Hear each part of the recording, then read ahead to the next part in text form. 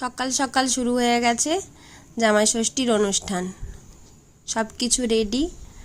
বসে পড়েছে আমার বর ফোঁটা নেওয়ার জন্য। প্রথমে শুরু করলো আমার বড় পিসিমণি ফোঁটা দিতে।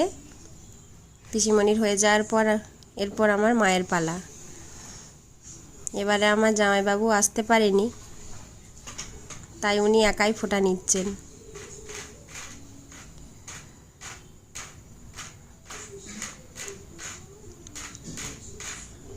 মা আর পিসিমণি মিলে 5 রকমের ফল তুলে দিল। মা লাস্টে ভুলে গেছে জল খাওয়ানোই হয়নি, দিয়ে জল দিচ্ছে।